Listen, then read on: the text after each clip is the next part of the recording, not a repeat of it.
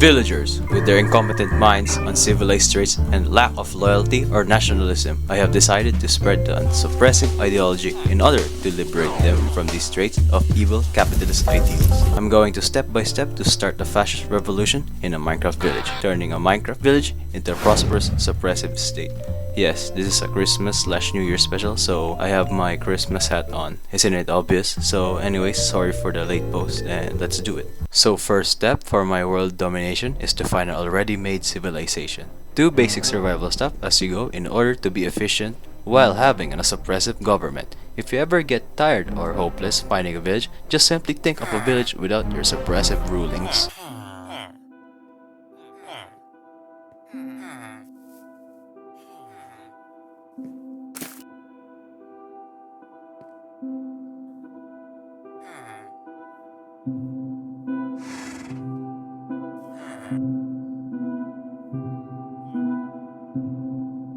Oh hey, a village. Now that we have acquired the village, it is now time for step number 2, is to observe their lands. You need to identify their geography, roles in their everyday life, see their primitive builds, see their government entity which has none, and how backwards they are for still using the oldest form of commerce. So what will we do in order for this to be changed? Oh, I know! Step number 3 is to be popular in the village. Share your plans and ideals in the village and say you're going to make a change.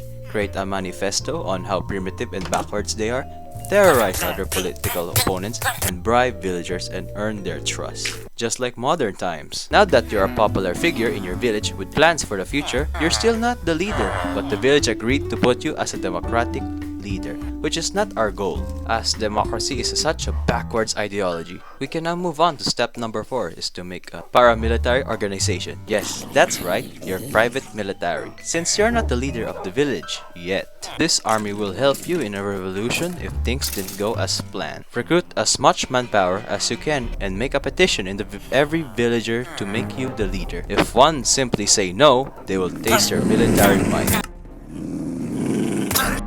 This is the start of a revolutionary, boys and probably girls. Now that you have revolted an indigenous village, you simply become the leader of it, or should I say, a dictator. Which is step number 5, is to make a reform.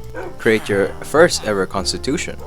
Villagers shall be second class, players are first class. Goals of expansionism: no other race except Plains Village shall be in my fascist state. Totalitarianism: my paramilitary organization shall be the official military of my fascist state. Practice of primitive behavior shall be banned and encourages increase of population. There we go, that covers it up. As you birthed an oppressive state, you need to follow your constitution no matter what it costs, as you know it can damage this village whole future forever. Also in this step, construct a parliamental building in order to place your constitution, your trustworthy cabinet leaders, and to know you're in a legit fascist state towards neighboring villages. Probably make your very own flag to fly your nationalism. Now that the reforms have been established, the population is booming. Only one race is required for the state and a centralized religion, only Nazism.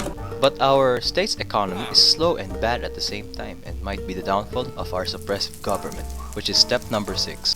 Is to focus on our economy. We don't want a communist-like government structure to develop. Instead of primitive farms like this, we must industrialize, as we will invest on mass production of crop factories and iron factories in our state, and selling them back from the local traders. You can also use other villager types as your slaves in your industrialized farms in order to keep your plains race safe. We will still make some traditional farms for the population to breed automatically, but how can we solve the primitive waste of currency? Simple: propaganda. Hire the best propagandists to tell your villagers that your economy is booming and thus making their trades have much higher discounts. As these components, I can simply say we have a pretty stable economy. We have it all now: a suppressive government, a perfect religion, a stable economy, and a loyal citizens. But we are still vulnerable and maybe get raided by those evil barbarians in the area. So step number 7 is to reform the military and security of our state. Because our current military is not good enough for defending us. It's just there to control the masses. Anyways, create a barracks to store your military, create divisions such as infantry divisions, tank divisions, anti-air or anti-creeper divisions, and cavalry divisions. You can create rankings and generals in order to have an organized army. Now, as for security, create a military police which construct of your very own iron golems. Iron farm, factories are needed for mass production of your very own iron golems. Also make statues of yourself to be reminded they are safe also, and increase my ego. Also, I don't recommend making walls as we don't want our civilization to be ignorant on the outside world. Now that we have a fully functional society, I am simply paranoid that the villagers will rise up and take my head for some reason, which is step number 8, test their loyalty. Create a secret police in order to store your people's information. Create a concentration camp for nitwit, different type of villagers, or your own villagers you don't like. Also to work for you 24/7. Pro tip, build it outside your capital. We don't want the United Villager Nations to know our ideals. And update your constitution that has many benefits for you and less for the villagers. Since our population is booming and the economy is getting better and better, we must now share our beliefs by invading other villages. Yes, we can just share this beautiful ideology for ourselves. I simply mark up my future lands and started to claim them all. Thus, I am going to declare war on every single village in my area now, formally.